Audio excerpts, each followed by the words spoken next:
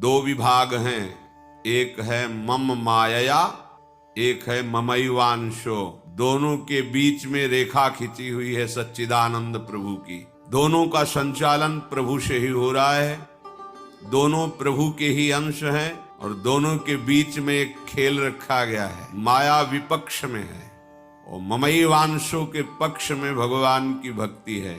जो माया के पक्ष में है उनके हृदय में नाना प्रकार के प्रपंच भावों का सृजन करके अधीन रखती है। जो भक्ति के पक्ष में है वो नाना प्रकार के सद्भावों का सृजन करके असद भावों का नाश करके एक ही भाव को प्राप्त करा देती है। चाहे वो दास्य भाव, सख्य भाव, वात्सल्य भाव, किसी एक भाव में दृढ़ कर देती है। इसलिए प्रत्येक उपासक को सावधानी से निरंतर भगवत चिंतन करते हुए, भगवद वाणी का चिंतन करते हुए अपने समय को व्यतीत करना है। माया का कोई रूप नहीं है कि देखो भाई माया आ गई, वो तुम्हारी बुद्धि में ही बैठी हुई है, तुम्हारे मन में ही उसका प्रभाव है, तुम्हारे अहम स्वीकृति में ही उसका राज्य है। बाहर से भीतर से दोनों जगह उसका प्रभाव है। अगर तुम्हें कोई माया के प्रभाव से बचा सकता है, मायापति श्री कृष्ण, इनके चरणों का आश्रय लेकर इनके स्मरण में अंतर ना पन्ने पावे। अंतर ही माया है, ध्यान से सुनिए, अंतर ही माया है। माया का स्वरूप क्या है? भगवत विस्मरण करा देना। भक्ति का स्वरूप क्या है? भगवत स्मृति में तन्मय कर देना। माया कैसे प्रभावित करती है? मैं और तू व्यक्ति, पदार्थ, वस्तु, स्थान, घटना से आकर्षित करके। भक्ति कैसे प्रभावित करती है? माया के इस प्रपंच में एकमात्र सच्चिदानंद का विधान मान करके आनंदित होते हुए अब जो होगा अब मंगल होगा, मृत्यु भी महा महोत्सव होगी। जय श्री राधे।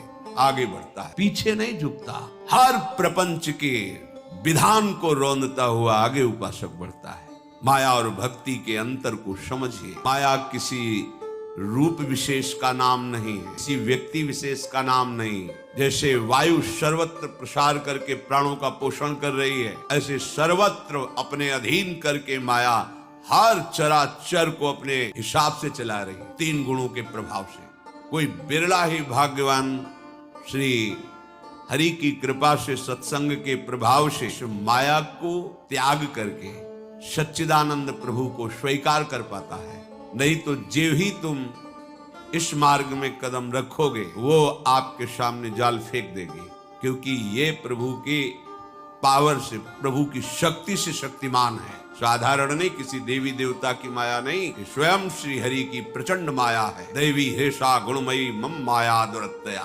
वो विशेष प्रकार से आपकी बुद्धि में पहले व्यक्ति, वस्तु, स्थान, इसको सत्य साबित कराएगी, फिर गुण दोष की रचना को सत्य साबित कराएगी। ये गुणी, ये दोषी भूल गए कि तुम निकले किसके लिए थे? सच्चिदानंद भगवान का साक्षात्कार करने के लिए, जो संपूर्ण त्रिगुणात्मिका प्रकृति की रचना को बाधित करके एकमात्र भगवत स्मृति में, ये बहुत कठिन विषय, एकमात्र भगवत स्मृति बड़े बड़ों से चूक हो जाती है।